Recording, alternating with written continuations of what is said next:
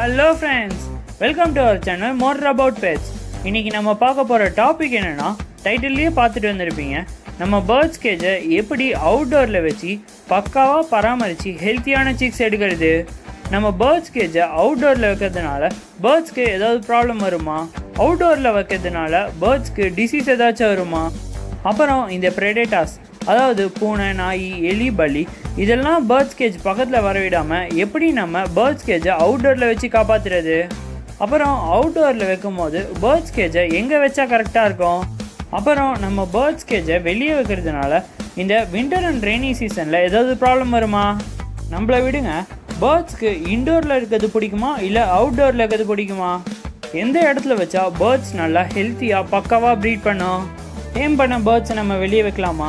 இதெல்லாம் பற்றி தான் நம்ம இந்த வீடியோவில் பார்க்க போகிறோம். நான் இந்த வீடியோவில் உங்களுக்கு டோட்டலாக 8 ஸ்டெப்ஸை யூஸ் பண்ணி எப்படி பேர்ட்ஸ் கேஜை வெளியே பக்காவாக அரேஞ்ச் பண்ணி வைக்கிறதுன்றது தான் எக்ஸ்பிளைன் பண்ண போகிறேன். அதனால் இந்த வீடியோவை ஸ்கிப் பண்ணாமல் ஃபுல்லாக பாருங்கள். அப்புறம் நீங்கள் நிறைய பேர் நம்ம கமெண்ட் பாக்ஸில் டவுட் கேட்குறீங்க. அது நான் தப்புன்னு சொல்ல, நல்ல விஷயந்தான். ஆனால் நிறைய பேர் டவுட் கேட்கறதுனால எங்களால் அது எல்லாத்துக்கும் ஆன்சர் பண்ண முடியல. அதனால் நாங்கள் ஒரு புது மெத்தட் வச்சுருக்கோம். என்னென்னா, நீங்கள் நம்ம சேனல் கீழே போய் பார்த்தாலே தெரியும். அது பக்கத்தில் ஜாயின்ட்டு ஒரு ப்ளூ கலர் பட்டன் தெரியும். அதை ப்ரெஸ் பண்ணி நீங்கள் நம்ம சேனலில் மெம்பர் ஆகிட்டிங்கன்னா உங்களுக்கு எங்களோட வாட்ஸ்அப் நம்பர் கிடச்சிரும். அந்த வாட்ஸ்அப் நம்பரில் நீங்கள் எந்த டவுட்ஸ் கேட்டாலும் அது வித்தின் 24 ஹவர்ஸ்க்குள்ளே நாங்கள் ரிப்ளை பண்ணிடுவோம்.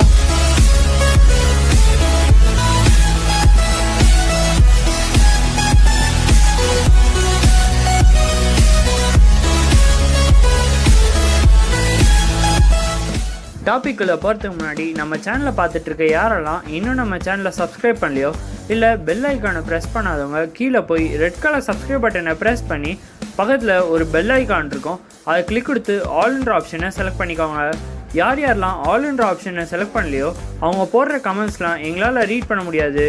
ஏன்னா நீங்கள் இப்போ பெல் ஐக்கான் ப்ரெஸ் பண்ணி அதை ஆல்ன்ற ஆப்ஷனில் செட் பண்ணி வச்சுருந்தீங்கன்னா எங்களுக்கும் நீங்கள் போடுற கமெண்ட்ஸ்லாம் உடனுக்குடனே நோட்டிஃபிகேஷனாக வரும். நம்ம டாபிக்குள்ளே போகிறதுக்கு முன்னாடி நம்ம சேனலில் நிறைய நார்மல் ப்ரீடர்ஸ், ஹோல்சேல் ப்ரீடர்ஸ், அப்புறம் ஹோம் ப்ரீடர்ஸ், அப்புறம் சில பெட்ஸ் ஷாப்கீப்பரும் நிறைய பேர் ஃபாலோ பண்ணுறீங்க. உங்களுக்கு உங்கள் பெட்ஸை செல் பண்ணணும், இல்லை உங்கள் பெட்ஸ் ஆக்சசரிஸ், அதாவது ப்ரீடிங் பாக்ஸு, கேஜு, இந்த மாதிரி பொருட்களையும் செல் பண்ணணும்னு நினச்சிங்கன்னா இந்த டிஸ்பிளேல தெரிகிற வாட்ஸ்அப் நம்பருக்கு வாட்ஸ்அப் பண்ணுங்கள். நாங்கள் ஒரு சின்ன அமௌண்ட்டை பெய்டு ப்ரமோஷனாக வாங்கிட்டு உங்களுக்கு அந்த ப்ராடக்டை அட்வர்டைஸ் பண்ணி கொடுப்போம். வாங்க டாபிக்குள்ளே போகலாம். நீங்கள் பேர்ட்ஸ் கேஜை ஃபஸ்ட்டு ஏன் வீட்டுக்கு வெளியில், அதாவது கார்டனில், இல்லை பேக்யார்டில், மொட்டை மாடியில், இல்லை வீட்டு வாசல் மாதிரியான இடத்துல ஏன் பேர்ட்ஸ் கேஜை வைக்கணும் நீங்கள் முதல்ல தெரிஞ்சுக்கணும். எதனால் பேர்ட்ஸ் கேஜ் வைக்கிறாங்கன்னா, நார்மலாக ஃபின்ச்சஸோட பூப்பெலாம் ரொம்பவே ஸ்மெல் அடிக்கும். அந்த மாதிரி நிறைய பேர்ட்ஸ் பூ பண்ணும்போது ஸ்மெல் அடிக்கும். அதனால தான் பேர்ட்ஸை வெளில எடுத்து வைக்கிறாங்க. இன்னொரு ரீசன் என்னென்னா, வீட்டுக்குள்ளே பேர்ட்ஸ் ரொம்ப சவுண்ட் போட்டுக்கிட்டே இருக்கும். அதுவும் வீட்டில் படிக்கிற பசங்க தான் அது ரொம்பவே டிஸ்டர்பன்ஸாக இருக்கும். ஸோ இந்த மாதிரியான ப்ராப்ளம்ஸ்னால தான் பேர்ட்ஸ் கேஜை நம்ம அவுட்டோரில் வச்சாகணும். சரி, இப்போ நம்ம ஃபஸ்ட்டு ஸ்டெப் என்னென்னு பார்த்தோன்னா, நீங்கள் பேர்ட்ஸ் கேஜை நல்ல ஒரு சன்லைட் இருக்க இடமா பார்த்து வைக்கணும். அதுக்குன்னு மொத்தமாக அந்த பேர்ட்ஸ் கேஜை ஓப்பனாக வச்சிடக்கூடாது. அதாவது இந்த மார்னிங் சன்லைட்டும் அப்புறம் ஈவினிங் சன்லைட்டும் மட்டும் அந்த பேர்ட்ஸ் கேஜ் மேலே படுற மாதிரி வைக்கணும். மத்தியான வெயில் அப்போ பேர்ட்ஸ் கேஜோட டாப்பை நீங்கள் ஓப்பன் பண்ணி வச்சுருந்தீங்கன்னா பேர்ட்ஸ்க்கு அந்த ஹீட்னாலேயே நிறைய ப்ராப்ளம் வர சான்ஸ் இருக்குது. நெக்ஸ்ட்டு செகண்ட் ஸ்டெப் என்னென்னா, நீங்கள் கோல்டன் ஃபின்ச்சஸ் மாதிரியான பேர்ட்ஸ் எல்லாம் வெளியில் வைக்கும்போது அதை கொஞ்சம் கேர்ஃபுல்லாக அந்த கேஜை சுற்றி ஃபுல்லாக கவர் பண்ணிட்டு தான் வைக்கணும். ஏன்னா நார்மலாகவே கோல்டன் ஃபின்ச்சஸ் மாதிரியான பறவைலாம் ப்ரைவசி பிளேஸ் அதிகமாக எதிர்பார்க்கும். அதனால் அந்த மாதிரியான பேர்ட்ஸ் எல்லாம் நீங்கள் வெளியே வைக்கும்போது back side, top side, left side, right side, இந்த மாதிரி ஃப்ரண்ட் சைடை தவிர எல்லா சைடும் க்ளோஸ் பண்ணி தான் வைக்கணும். அப்போ தான் அந்த பேர்ட்ஸ் சீக்கிரமாக ப்ரீட் ஆகும். அப்புறம் இந்த தேர்டு ஸ்டெப்பில் நீங்கள் உங்கள் பேர்ட்ஸ் கேஜை வெளியே வைக்கும் போதும் சரி இல்லை உள்ளே வைக்கும் போதும் சரி அதை நல்ல ஒரு ஹைட்டான பிளேஸாக பார்த்து வைக்கணும். ஏன்னா நார்மலாகவே பேர்ட்ஸ் ப்ரீட் பண்ணுறதுக்கு ஹைட்டான பிளேஸில் தான் இருக்கணும். ஏன்னா நீங்கள் பேர்ட்ஸ் கேஜை நல்ல கீழே வைக்கும் போது பேர்ட்ஸ் நார்மலாகவே என்ன திங்க் பண்ணணும்னா அந்த பிளேஸ் அதுக்கு சேஃப்டியாக இல்லாமல் இருக்குதுன்னு தான் ஃபீல் பண்ணோம். அதனால் நீங்கள் முடிஞ்ச அளவுக்கு பேர்ட்ஸ் கேஜை எவ்வளோக்கு எவ்வளோ ஹைட்டாக வைக்க முடியுமோ அவ்வளோக்கு அவ்வளோ ஹைட்டாக வைங்க. நெக்ஸ்ட்டு நீங்கள் டேம் பண்ணி ட்ரெயின் பண்ண பேர்டை கேஜில் வைக்கும்போது எப்போவுமே அந்த கேஜை அவுட்டோரில் வைக்காதீங்க. ஏன்னா நம்ம பேர்ட்ஸை டேம் பண்ணி ட்ரெயின் பண்ணி சிங்கிளாக வச்சுருக்கும் போது அது கூட நம்ம டைம் ஸ்பெண்ட் பண்ணனா அது ரொம்பவே ஸ்ட்ரெஸ் ஆகிடும். ஸோ நீங்கள் எப்போவுமே பேர்ட்ஸை சிங்கிளாக வச்சு வளர்க்குறீங்கன்னா அதை எப்போவுமே அவுட்டோரில் வைக்காதீங்க. உங்கள் கூடயே இருக்கிற மாதிரி அதை பார்த்துக்கோங்க. உங்களுக்கு பேர்ட்ஸ் எப்படி டேம் பண்ணுறதுன்னு தெரியலனா நான் how to tame your birds அப்படின்னு ஏற்கனவே ஒரு ப்ரீஃபான வீடியோ போட்டிருக்கேன். அந்த வீடியோக்கான லிங்க் நம்ம டிஸ்கிரிப்ஷனில் தான் இருக்குது.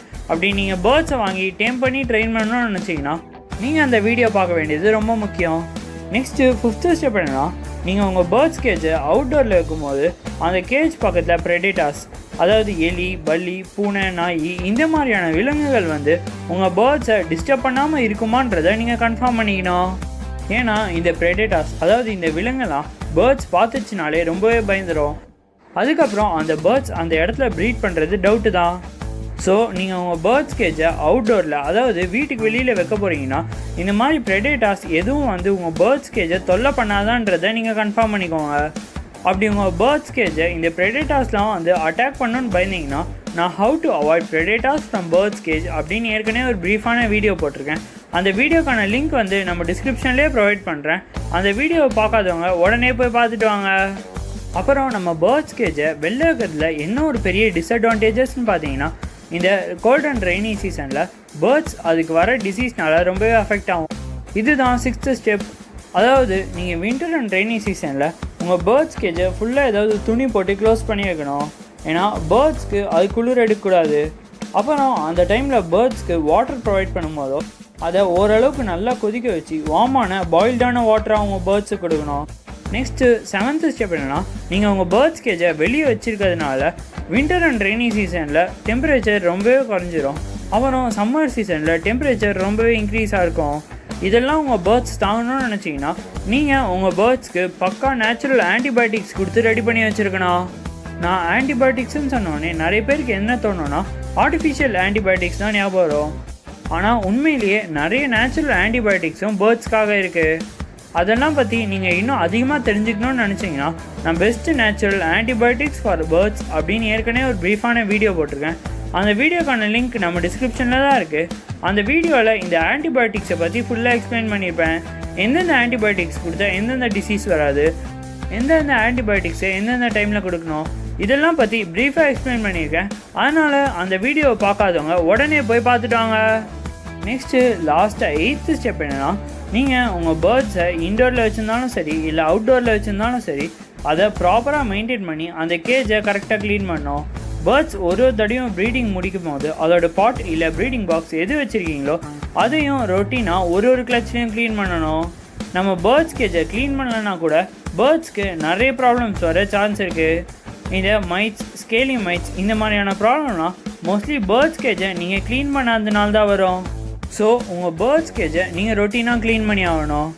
ஓகே ஃப்ரெண்ட்ஸ், இந்த வீடியோவில் நான் உங்களுக்கு என்னோடய எக்ஸ்பீரியன்ஸ்லேருந்து கிடச்ச எல்லா யூஸ்ஃபுல் டிப்ஸும் உங்களுக்கு ஷேர் பண்ணிட்டேன். இந்த வீடியோ உங்களுக்கு யூஸ்ஃபுல்லாக இருக்கும்னு நினைக்கிறேன். அப்படி யூஸ்ஃபுல்லாக இருந்ததுன்னா நம்ம வீடியோக்கு ஒரு லைக் கொடுங்க. அப்புறம் உங்கள் ஃப்ரெண்ட்ஸ் யாராச்சும் அவங்க பேர்ட்ஸ் கேஜை எப்படி அவுட்டோரில் வைக்கிறதுன்னு தெரியாமல் இருந்தாங்கன்னா அவங்களுக்கு இந்த வீடியோவை ஷேர் பண்ணுங்கள். மேலும் இது போன்ற டாபிக்ஸ் ஏதாச்சும் நான் பேசணும்னு நினச்சிங்கன்னா மறக்காமல் நம்ம கமெண்ட் பாக்ஸில் கமெண்ட் பண்ணுங்கள். தேங்க்ஸ் ஃபார் வாட்சிங். Subscribe for more videos. Hello நண்பா, நான் போடுற வீடியோஸும் என் சேனலும் உனக்கு பிடிச்சிருந்துச்சுன்னா என்னை ஃபாலோ பண்ண நினச்சினா அதுக்கான லிங்க் டிஸ்கிரிப்ஷனில் இருக்குது.